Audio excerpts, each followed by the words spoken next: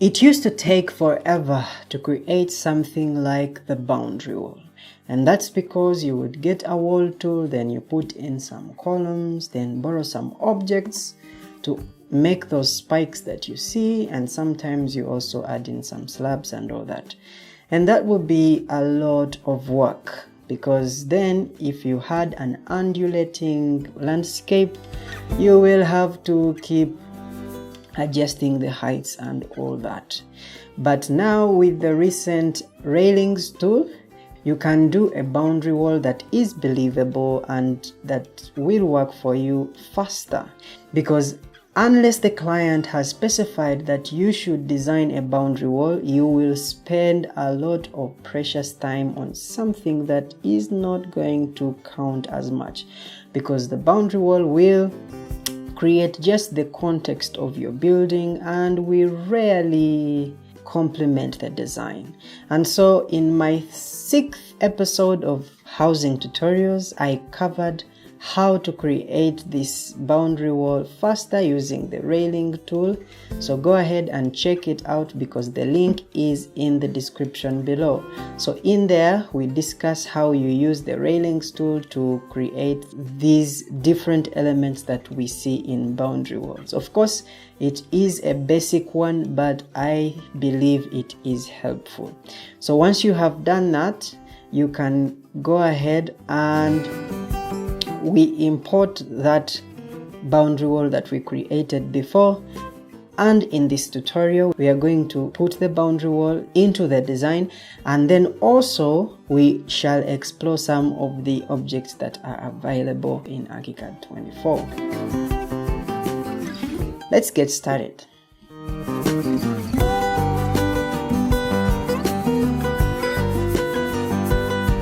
So from the previous project, which was this housing tutorial, if you are interested, I would recommend you to watch all of it. And then we are going to just copy. And since it is an Archicad version which is lower, it will allow us to copy this and then go into the current project and paste it. Let's paste it in a blank space by Ctrl V.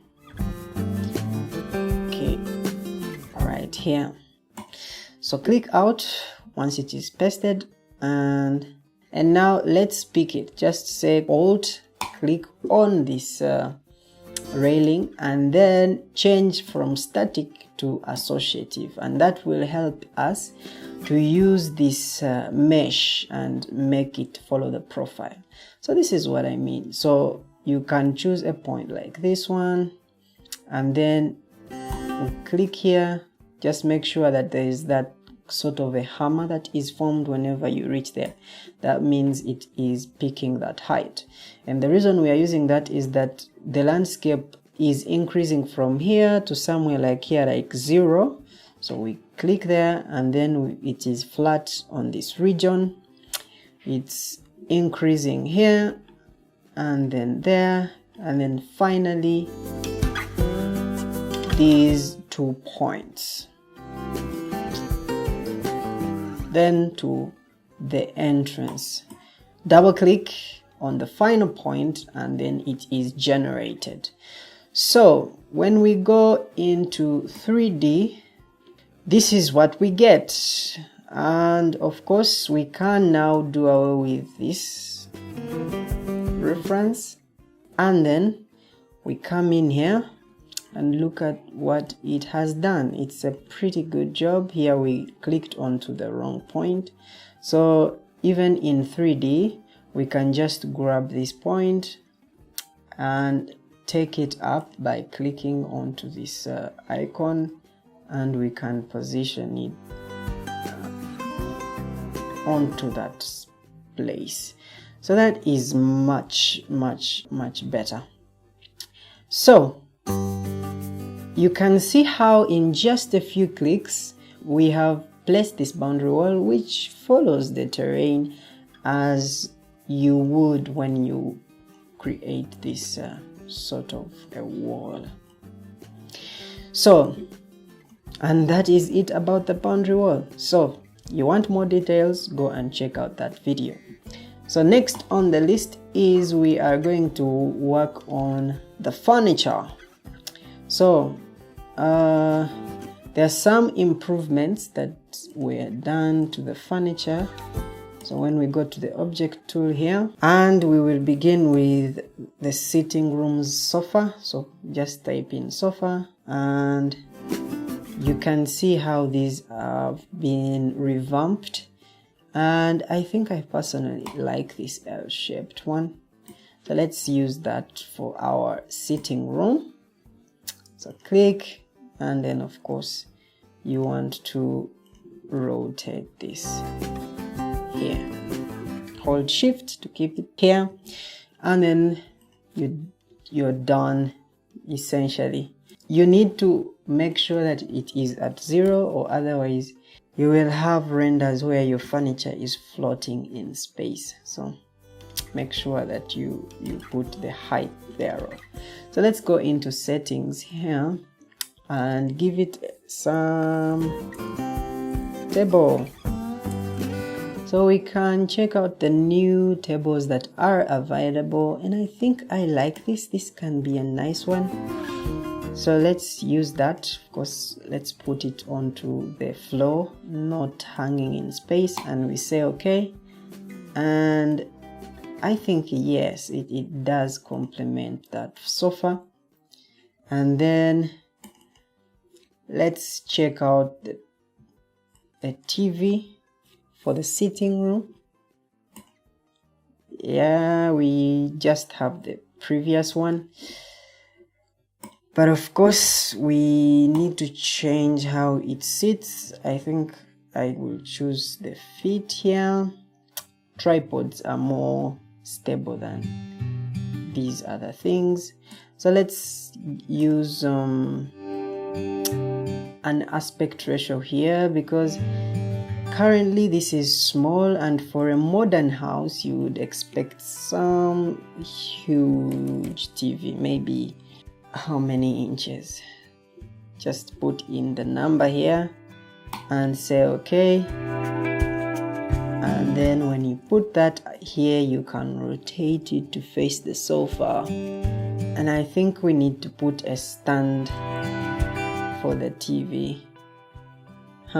TV stand right there. So this is 400 high, and also if you do want, it has a few more things you can tweak, how it should look, the number of shelves and all that. They are in here, but I will go with the defaults, because when we do our render, these things are just going to be a hint to make sure to show you that the house is not haunted, but it has some property and it is being lived in. So you don't want to over detail them, because it won't make much sense. So of course we need to right click, display order, bring this forward such that it is above this stand.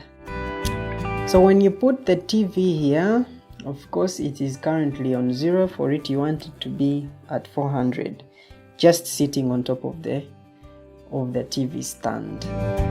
And that's the sitting room. So we have a bedroom here, and of course we did not put an opening there, so go to door. So this time we will choose an empty opening door.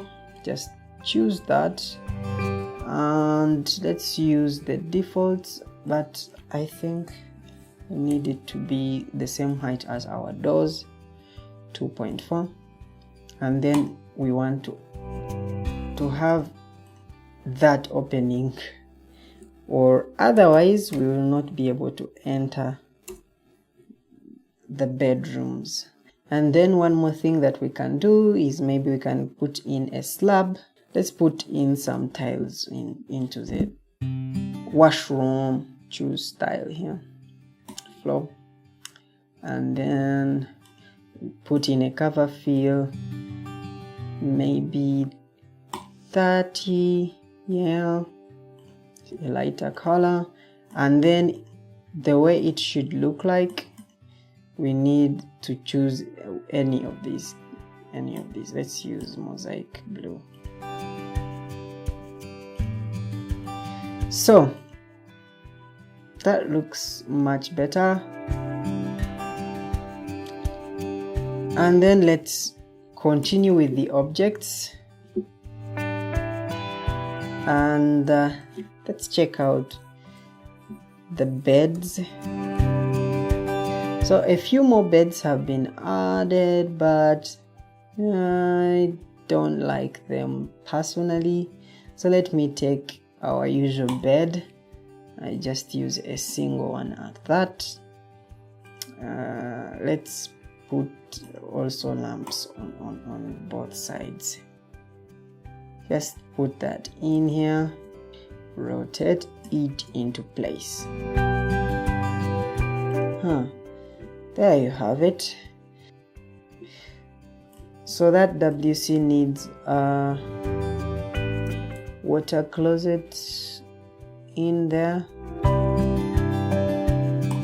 so we use that default one. Let's just place it in here. For the car, we are going to use twin motions. Cars, find them much better than Archicads. So let's put some things in the kitchen, simple things. Check out some cabinets.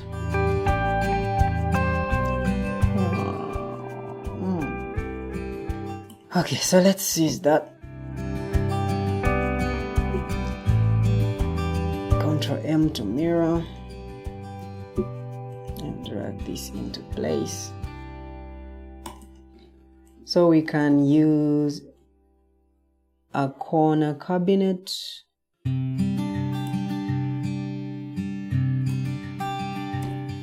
Mirror and mirror again.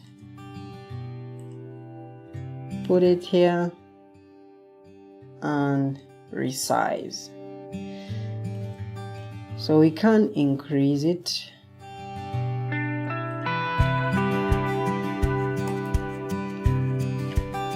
And the kitchen also needs some cooktop. Let's use that one.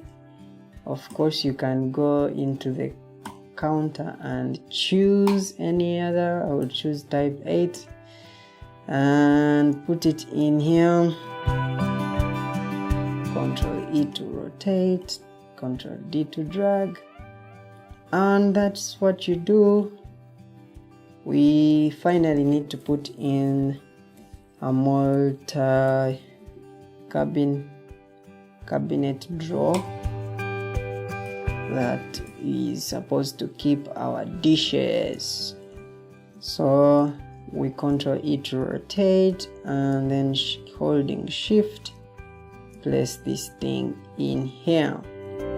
So Ctrl D to drag, and you can stretch it out. So these two need to have a 2D representation of closed space there. So when you go to 2D representation, you should enable edge visibility. Let's check that, and that's the wrong one. We go back again by Ctrl T and we choose the other side. So we close it off from the other side. And that's it for the kitchen. Of course, this kitchen is servicing a dining space, so we get a dining table.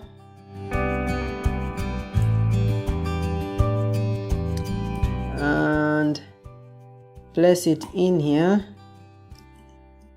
and rotate, Ctrl E.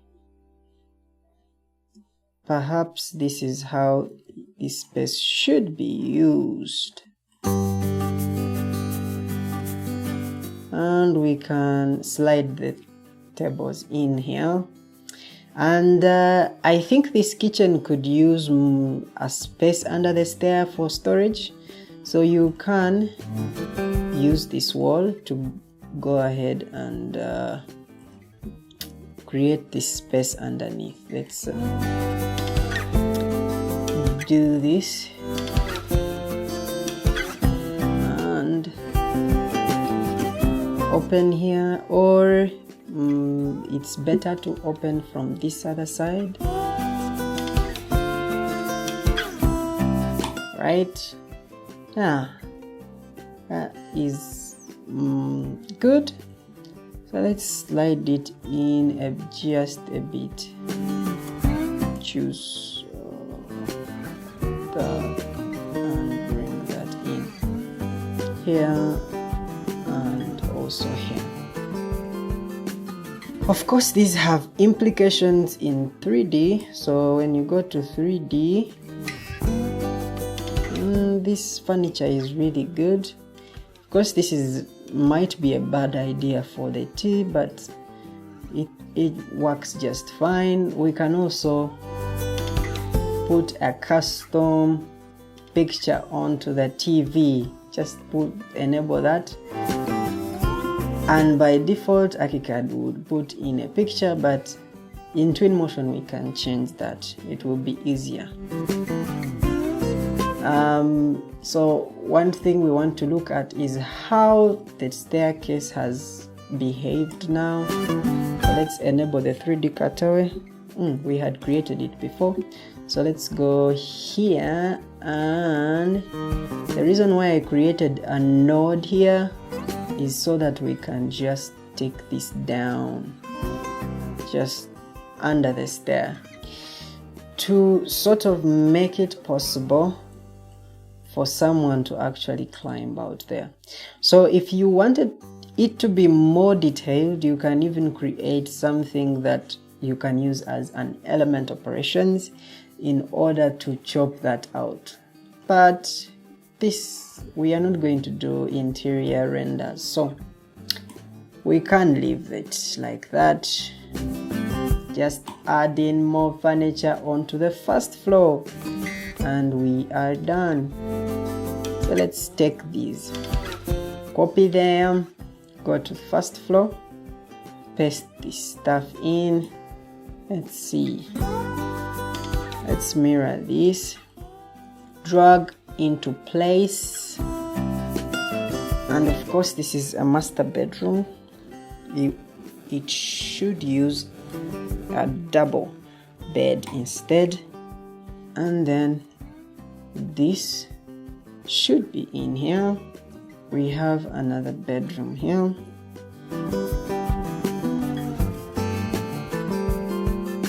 Control D to position stuff, and then let's pick this stuff here. Alt click, go to first floor and place in some tiles to this and that, and then we add some furniture. This one is better off a small single.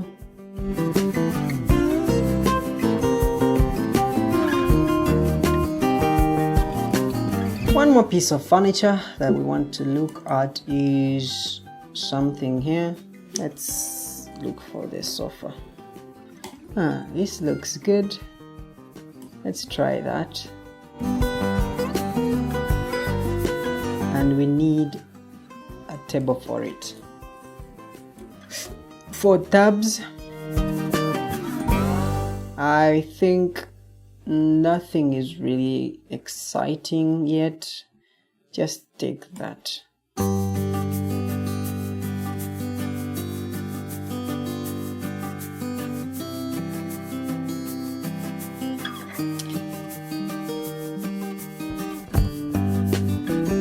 Let's see in 3D. Just remove that.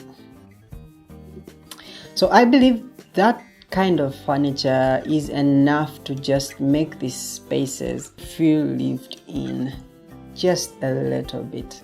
So we do some final tweaks to the model. Like this window is not supposed to have a vent.